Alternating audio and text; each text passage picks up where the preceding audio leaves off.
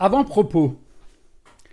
Nous vivons dans une époque où les marques deviennent des humains et où les humains deviennent des marques.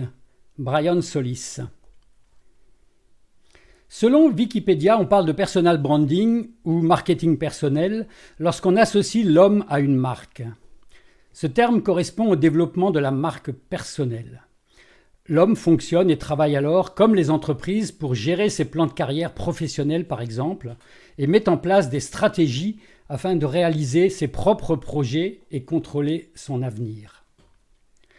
Ce type de branding a été mis en place il y a une dizaine d'années aux États-Unis par deux principaux concepteurs, Peter Montoya et William Arruda. Peu importe la catégorie socio-professionnelle, le personal branding permet à chaque individu d'exister en fonction de ses propres valeurs et d'avoir l'opportunité de s'épanouir dans son environnement, aussi bien au niveau professionnel qu'humain. Le but est qu'il puisse vivre en parfaite harmonie avec lui-même en démontrant qu'il est différent des autres par telle ou telle manière. Selon Philippe Deliège, le personal branding des patrons et ou de leurs équipes commerciales a pour objectif de développer leur notoriété personnelle afin d'améliorer leur performance commerciale. Puisque la plupart des acheteurs font plus vite confiance à des profils qu'ils semblent connaître d'avance ou reconnaissent du premier coup d'œil. C'est le même schéma que pour les marques classiques et la raison pour laquelle nous subissons, de la part de ces dernières, beaucoup de matraquage publicitaire. Puisqu'il faut offrir de la visibilité, et encore mieux de la notoriété, à ces produits et ou services pour susciter l'envie de les acheter. Le personal branding est donc un des éléments clés qui permet d'exploiter le social selling, qui est l'art ou la manière d'exploiter les réseaux sociaux pour vendre et ou se vendre, ou pour devenir un social seller, c'est-à-dire quelqu'un qui maîtrise à la fois le social selling et le networking et travaille d'ordinaire dans des espaces de coworking différents pour agrandir de façon quotidienne la taille de son réseau de contacts. Le tout afin d'être connu d'avance, de créer à son égard une envie réelle d'être rencontré et consulté, ainsi que celle de faire promptement des affaires avec lui. Sa visibilité et sa notoriété ayant déjà installé l'indispensable confiance. Depuis 2020, certains, dont moi-même qui suis social seller au profit de l'entreprise Estocada, sont convaincus qu'il est possible d'aller encore plus loin, de construire une stratégie commerciale d'entreprise qui gravite autour de ces profils qui auront réussi à se démarquer de la concurrence par leur personal branding. Ceux-ci étant devenus, de façon très volontaire, aidés en cela par leur département marketing, des référents de leur secteur d'activité. En conséquence, beaucoup osent évoquer maintenant la notion de marque totem. Qui plus est, sans vouloir divulgacher les conclusions de ce livre, il semblerait que l'utilisation des marques totem, en plus d'améliorer les anciennes stratégies, donne naissance à un nouveau modèle économique dans le domaine du service. Modèle permettant à certains acteurs de croître de façon horizontale plutôt que verticale. Par exemple, au niveau des agences de communication, nous pouvons constater que certaines d'entre elles renoncent à se présenter comme étant des entités 360 degrés, qui pourraient toutes prendre en charge de la création de la carte de visite jusqu'à l'e-commerce ou le développement d'applis, ce qu'on appelle croissance verticale, et optent plutôt pour une stratégie de niche avec des services standardisés qu'elles désirent écouler mondialement, croissance horizontale. Cela bénéficiant alors d'importantes économies d'échelle, ainsi qu'une avance considérable sur la concurrence tant ils sont compétitifs. D'autant que leur niveau qualitatif dépasse l'entendement et prouve que standardiser ne veut pas nécessairement dire qu'il faille s'orienter vers la vente de solutions bas de gamme et ou low cost. Encore faut-il savoir comment construire ces marques totem ou notre propre personal branding. Et naturellement continuer à vous convaincre de l'utilité et de la force de ces concepts marketing. Alors pourquoi ce livre ? Sauf exception notoire, tout métier s'apprend.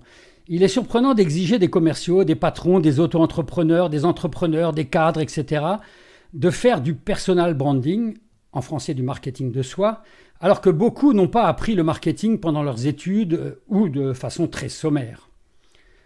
Certes, ils ont tous une opinion sur le positionnement marketing d'une de leurs marques préférées et côtoient, par leurs différentes fonctions, des marketing managers.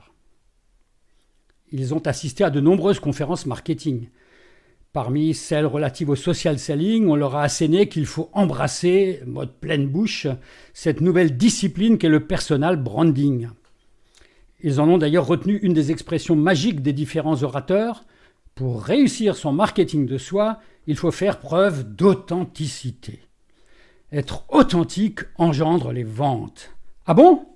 Ça me rappelle Hugolin Soubeyran et son oncle César qui s'inquiétèrent de constater que leur rival, Jean de Florette, se mit à semer de l'authentique afin de réussir sa vie de paysan avec cette prétendue plante, d'anéantir ainsi chez les deux Soubeyran le désir farouche de racheter sa terre, les Romains, à vil prix. Néanmoins, leurs craintes s'estompèrent vite, car la compétence première de Jean de Florette fut, avant tout, celle d'être comptable, pas celle d'être éleveur-agriculteur, aussi cultivé soit-il en matière agricole.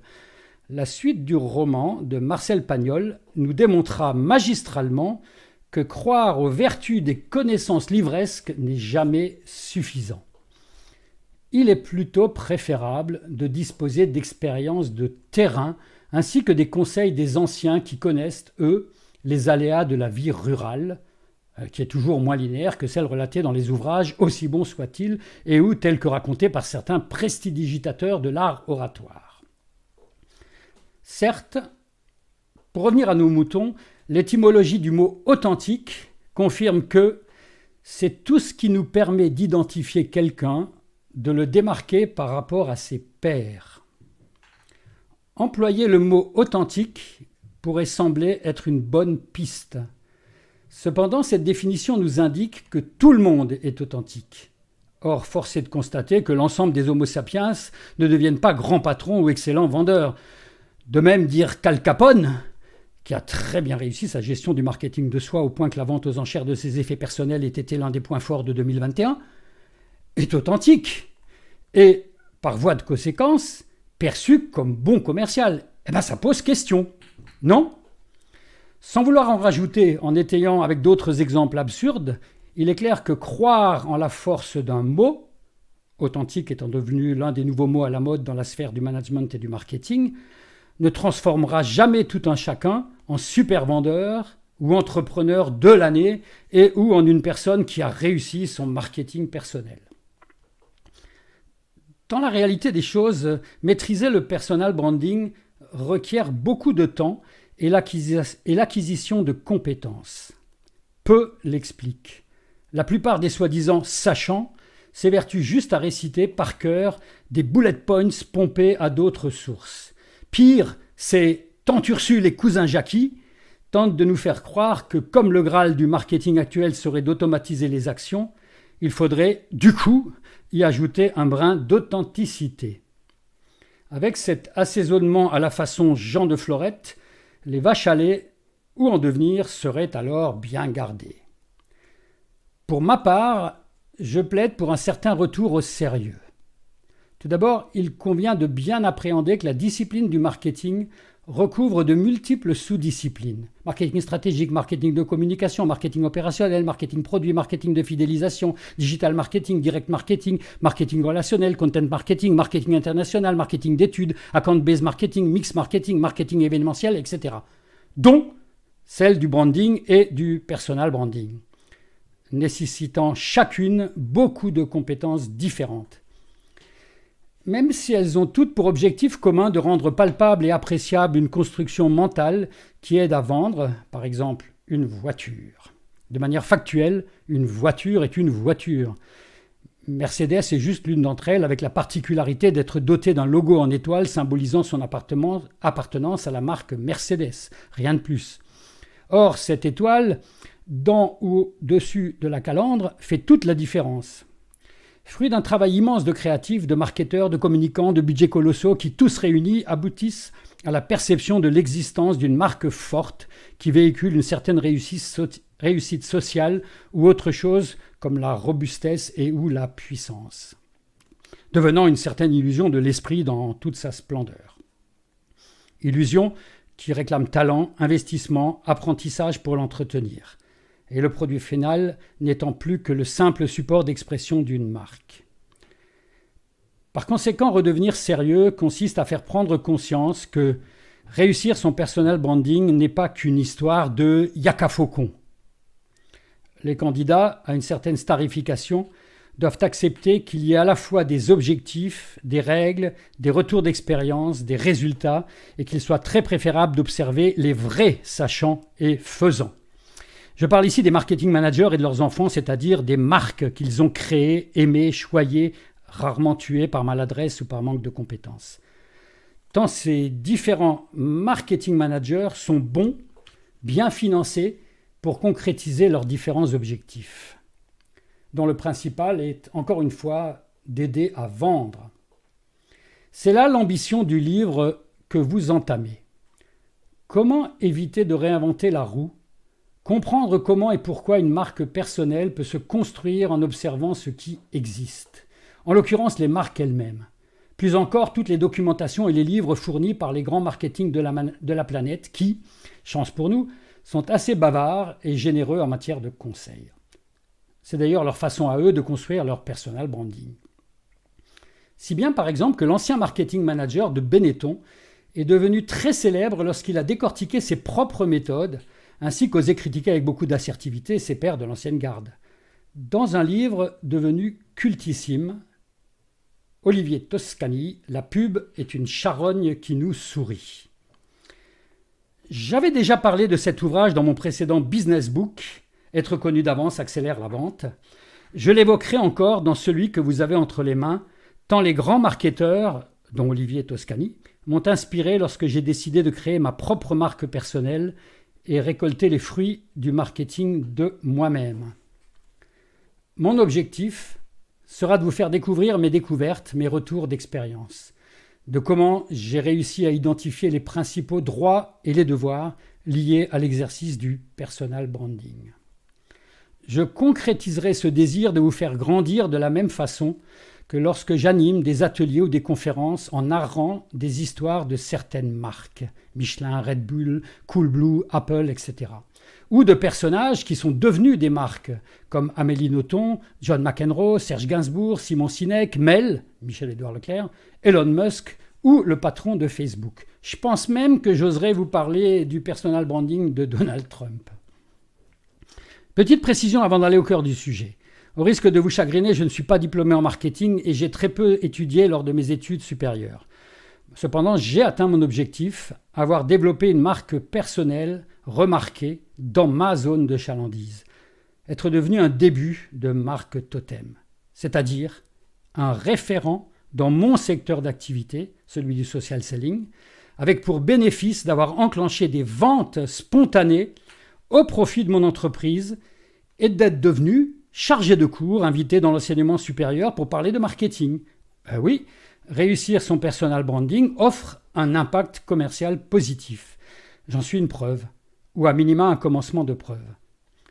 Encore faut-il apprendre l'art du personal branding, l'oser, le peaufiner, surtout mordre sur sa chic, car oui, cela prendra du temps. Parole de mi-temps marque totem.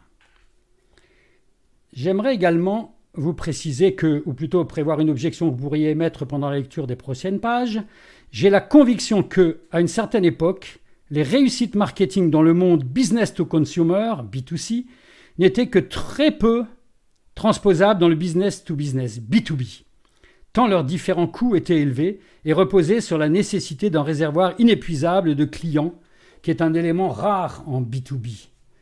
N'est pas Coca-Cola qui veut, avec son nombre quasi infini de chalands potentiels. Dans la réalité des choses, ce qui a radicalement changé, avec notamment l'émergence des réseaux sociaux, c'est le rapport avec la reine argent. Tout le monde sait que le digital a diminué drastiquement les coûts de marketing. En conséquence, il n'est pas du tout délirant d'évoquer les réussites B2C et de vous suggérer de les transposer dans l'environnement B2B. Puisque la contrainte monétaire s'est en grande partie évaporée. Pas belle la vie ? Bonne lecture à tous.